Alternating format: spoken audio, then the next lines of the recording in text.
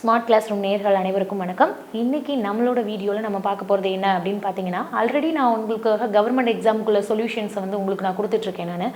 So அதில் ஒரு topic sitting arrangement எப்படி பண்ணலாம் அப்படிங்கிறத பற்றி. ஸோ இந்த கொஸ்டின்ஸ் வந்து ரொம்ப அடிக்கடி கேட்குற ஒரு கொஸ்டின்.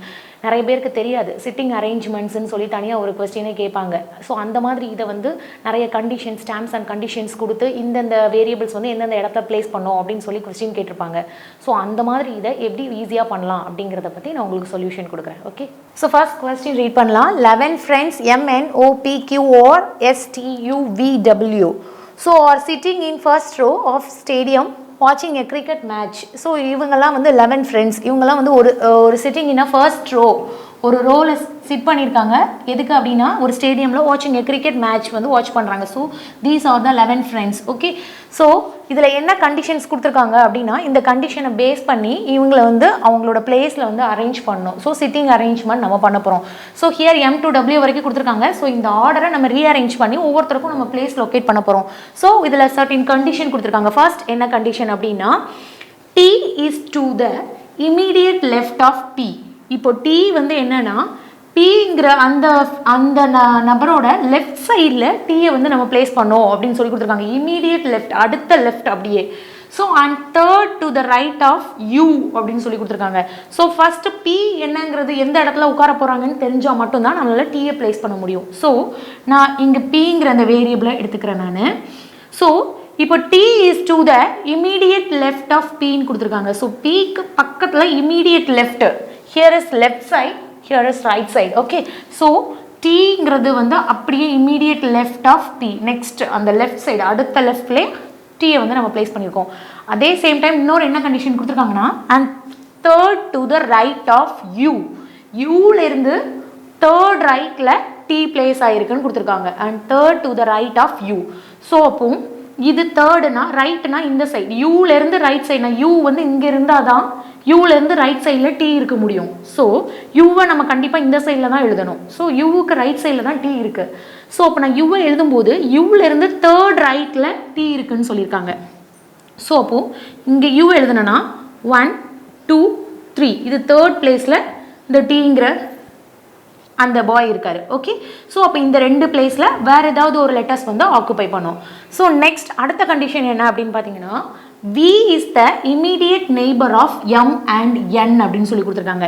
Mக்கும் Nக்கும் Vங்கிறது ஒரு immediate neighbor அப்படின்னு சொல்லி கொடுத்துருக்காங்க. ஸோ அப்போ கண்டிப்பாக Mக்கும் Nக்கும் நடுவில் V இருக்கும். அப்படின்னா மட்டும்தான் Mோட நெய்பராகவும் இமீடியட் நெய்பராகவும் இருக்க முடியும், Nோட இமீடியட் நெய்பராகவும் இருக்க முடியும். So at the same time என்ன கொடுத்துருக்காங்கன்னா third to the left of எஸ்ன்னு கொடுத்துருக்காங்க. ஸோ எஸ்ல இருந்து தேர்ட் லெஃப்ட்னு கொடுத்துருக்காங்க. தேர்ட் லெஃப்ட்னா இந்த சைடு, எஸ் இங்கே இருந்தால் மட்டும்தான் V லெஃப்ட் சைடில் வரும். எஸ்ஸோட லெஃப்ட் சைடுனா இந்த சைடில் V வரும். ஸோ அப்போ நம்ம எஸ்ஸை இங்கே எழுதக்கூடாது, இங்கே எழுதுனா மட்டும்தான் எஸ்ஸோட லெஃப்ட் சைடில் Vன்னு சொல்லி வரும்.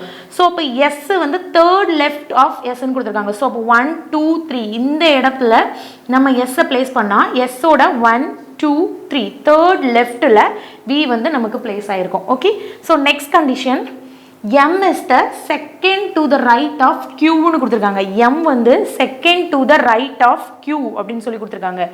ஸோ அப்போ என்னன்னா at the same time who is at one of the endsன்னு கொடுத்துருக்காங்க. ஸோ இதுதான் first end.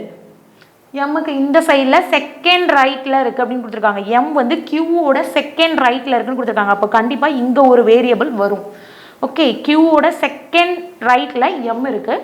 So at the same time Qங்கிறது ஒன் ஆஃப் த எண்டுன்னு கொடுத்துருக்காங்க. ஸோ இந்த எண்டு இதை தாண்டி இங்கே எந்த லெட்டர்ஸுமே வராது நம்ம. So R is sitting next to the right of Pன்னு கொடுத்துருக்காங்க.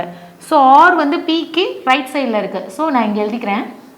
ஸோ நெக்ஸ்ட் என்ன கண்டிஷன் கொடுத்துருக்காங்க P is the second to the right of ஓன்னு கொடுத்துருக்காங்க.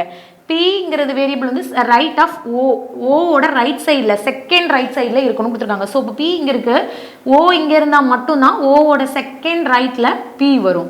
ஸோ கரெக்டாக. ஸோ இதில் ரிமைனிங் வேரியபிள் என்ன எல்லாமே எழுதியாச்சு. ரிமைனிங் வேரியபிள் வந்து W.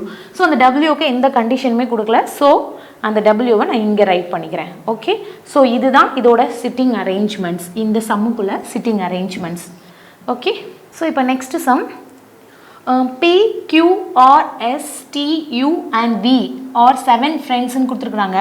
So are sitting in a circle facing the centre of the சர்க்கிள்னு சொல்லியிருக்காங்க. ஸோ இவங்க எப்படி இருக்காங்கன்னா ஒரு சர்க்கிள் இதில் வந்து சென்டரை ஃபேஸ் பண்ணுற மாதிரி இருக்கிறாங்க. ஸோ அது எப்படின்னா மொத்தம் 7. ஸோ இந்த மாதிரி எடுத்துக்கிறேன் நான். இதில் P Q R S T U V எல்லாருமே சென்டரை ஃபேஸ் பண்ணி இந்த மாதிரி ஒரு சர்க்கிளில் வந்து உட்காந்துருக்குறாங்க. ஸோ இதில் என்ன கண்டிஷன் கொடுத்துருக்காங்க, இந்த 3 கண்டிஷனை பேஸ் பண்ணி இவங்களோட சிட்டிங் அரேஞ்ச்மெண்ட்டை நம்ம கொஞ்சம் சேஞ்ச் பண்ண போகிறோம். ஸோ ஒவ்வொருத்தருக்கும் வேறு வேறு பிளேஸ் கொடுக்க போகிறோம். ஸோ அது என்ன மாதிரி இதை நம்ம சேஞ்ச் பண்ணலாம் அப்படின்னு சொல்லிட்டு பார்க்குறோம் நம்ம ஃபஸ்ட்டு. ஸோ அதே மாதிரி ஸோ இதுதான் நம்ம இப்போ புதுசாக அரேஞ்ச் பண்ண போகிற அவங்களோட பிளேஸ். ஸோ அந்த கண்டிஷனை பேஸ் பண்ணி தான் நம்ம பண்ண போகிறோம். ஸோ ஃபர்ஸ்ட் என்ன கண்டிஷன் கொடுத்துருக்காங்க அப்படின்னா B is the second to the left of Sன்னு கொடுத்துருக்காங்க. ஸோ எஸ்ஸோட செகண்ட் லெஃப்ட்டில் B இருக்குன்னு கொடுத்துருக்காங்க. ஸோ நான் ஹியர் ஏதாவது ஒரு பிளேஸில் நான் எஸ்ன்னு மார்க் பண்ணிக்கிறேன். நான் இந்த பிளேஸை நான் எஸ்ஸுக்கு கொடுத்துருந்தேன் அப்படின்னா இது எஸ்ஸோட லெஃப்ட் சைடு, இந்த சைடு. ஸோ எஸ்லேருந்து செகண்ட் லெஃப்ட். ஸோ இது ஃபர்ஸ்ட் லெஃப்ட், இது செகண்ட் லெஃப்ட். இந்த இடத்துல நம்ம B பிளேஸ் பண்ணணும். ஓகே, இந்த இடத்துல V வரும். சரியா?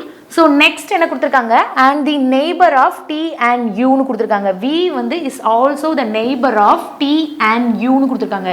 ஸோ T and Uனா கண்டிப்பாக V நெய்பராக இருக்குது அப்படின்னா ஒன்று T இங்கே இருக்கும், இங்கே U இருக்கும். ஸோ அல்லது அதர்வைஸ் இங்கே U இருந்தால் இங்கே T இருக்கும். ஸோ நான் ஹியர் இங்கே T போட்டுக்கிறேன், இங்கே U போட்டுக்கிறேன். ஸோ இப்போ ஃபர்ஸ்ட் கண்டிஷன் சாட்டிஸ்ஃபை ஆகுதா பாருங்க. V is the second to the left of S. V is the second to the left of S. Okay, at the same time is the neighbor of T and U. So T and U க்கு இது வந்து நெய்பர்னு சொல்லியிருக்காங்க. So இந்த மாதிரி. Okay, so இப்போ next condition என்ன கொடுத்துருக்காங்கன்னா S is not neighbor of R or T. ஆருக்கோ டீக்கோ எஸ் வந்து நெய்பராக இருக்கக்கூடாது அப்படின்னு சொல்லி ஒரு கண்டிஷன் கொடுத்துருக்காங்க. ஸோ ஆர் டீங்கிறது இங்கே இருக்குது, கண்டிப்பாக எஸ்ஸுக்கு வந்து அது நெய்பராக இருக்காது. சப்போஸ் இந்த இடத்துல யூ போட்டு இங்கே டீ போட்டிருந்தீங்க, இங்கே யூ இங்கே டீ போட்டிருந்தீங்கன்னா கண்டிப்பாக எஸ்ஸுக்கு அது நெய்பர்ஹுட்டாக இருக்கக்கூடாது. ஸோ அதனால் நம்ம இங்கே டீ போட்டிருக்கோம், இங்கே யூ போட்டிருக்கோம். ஓகே, ஸோ இப்போ S is not a neighbour of R டீன்னு கொடுத்துருக்காங்க. ஆல்ரெடி டி வந்து it's not a neighbour for S. Okay, so இப்போ ஆர் மட்டும் நம்ம செக் பண்ணணும். ஸோ ஆர் வந்து கண்டிப்பாக இந்த இடத்துல இருக்கக்கூடாது, நெய்பர்ஹுட்டாக இருக்கக்கூடாது. ஸோ ஹியர் இந்த 2 இடத்துல ஏதாவது ஒரு இடத்துல இருக்கலாம். நான் இங்கே பிளேஸ் பண்ணியிருக்கேன் ஆரை. ஓகே, இப்போ நெக்ஸ்ட் கண்டிஷன் என்ன அப்படின்னு பார்த்தீங்கன்னா P is a neighbour of Q and Rன்னு கொடுத்துருக்காங்க. ஸோ Q and Rக்கு வந்து நெய்பர் வந்து Pன்னு கொடுத்துருக்காங்க. ஸோ ஆல்ரெடி இங்கே R இருக்குது, Qவை இங்கே பிளேஸ் பண்ணால் மட்டும்தான் P வந்து இந்த ரெண்டுக்குமே வந்து நெய்பர்ஹுட்டாக இருக்க முடியும். So P is a neighbour of Q and R. So எல்லா கண்டிஷனுமே சாட்டிஸ்ஃபை பண்ணுற மாதிரினா ஸோ இந்த மாதிரி ஆர்டரில் தான் பிளேஸ் பண்ண முடியும். S U V T R P Q. So இந்த மாதிரி ஒரு சிட்டிங் அரேஞ்ச்மெண்ட்ஸ் தான் உங்களுக்கு கொடுத்தா தான் இந்த கண்டிஷனை சாட்டிஸ்ஃபை பண்ணுற மாதிரி இவங்க உட்கார முடியும். ஓகே.